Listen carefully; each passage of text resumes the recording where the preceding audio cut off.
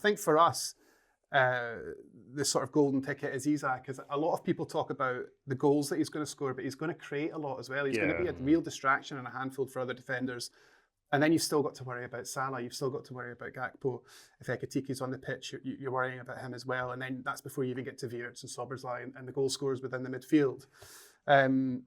I need to eat humble pie a little bit about Rio Gamoa, because I just thought that he was too young to play in any Premier League games. And the fact that he was brought on when he was brought on against Newcastle just suggested to me that maybe I'm wrong, and maybe he is going to feature for the last sort of 5-10 minutes in games here and there.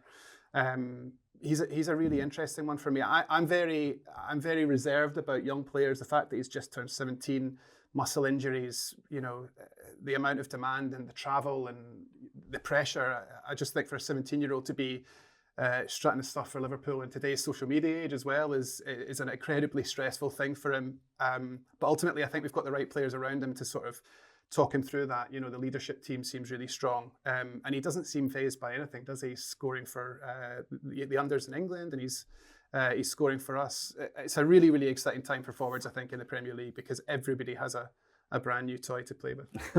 But ours are the best ones. Adam, it does sort of feel like that, and I think I've never known a squad like it. Adam, we're old. Are we, me and you? Yeah. I've never known a squad with so many stars. And listen, stars aren't the be all and end all. This isn't, the Harlem Globetrotters here. It's about gelling a football team, and what Arne Slot has to do now is gel all these superstars into a team that works together and plays together. That's his challenge, but that's the challenge he's clearly signed up for. He could have. I'm sure he could have. Talked them out of some of these, but he wants these sorts of big names. But I've never known it for Liverpool to have so many of these guys who are superstars in their own right coming in to play together. And it could be incredible. Yeah, look at us with our problems at the top of the league. I think it is that. I think what we've got is we've made ourselves a destination club, and I think for a lot of our lives we were not that.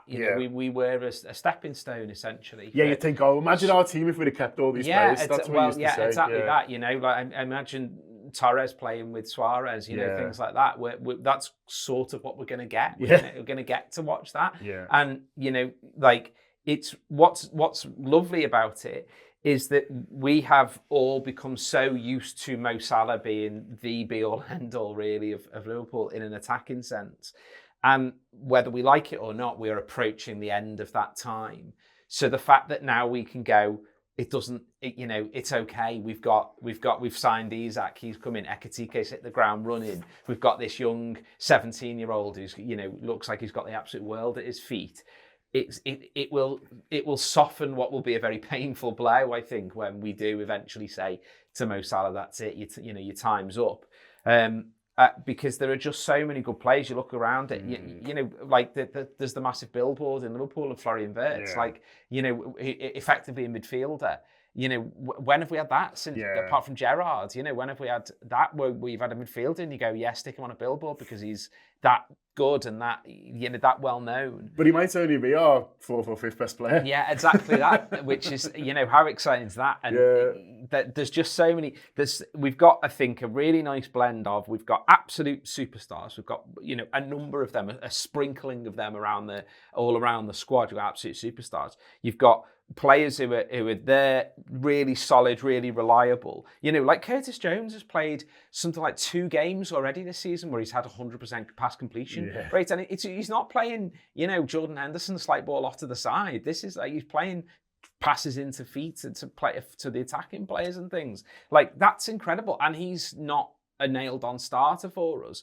And then you've got young players that are coming through that, as I say, Leone got the best, the reputation of being Van Dijk's successor. You've got Ngamoa, who's just looks like he's an insane talent. You've got Nyoni, who's obviously going to be a really talented midfielder. Bajcetic has come back in. If you remember, before he went, people were talking about him as he's going to sort our midfield for the next decade.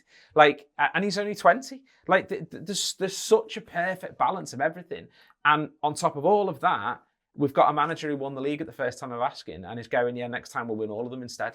Like, we didn't do so well in the FA Cup, well, next one we'll win it. Do you know what I mean? He is not somebody who lacks confidence, which, let me tell you, as a bald fella, it's fair play to him. I hope you're enjoying this free show at the moment. Loads of excellent, exciting stuff on the Anfield app. If you want to be part of the whole thing, you can download the Anfield app and go from there. Or you can subscribe via the YouTube membership as well for video-only content and other bits and pieces. We love doing these shows. We love that you watch them. So come, be part of the journey with us.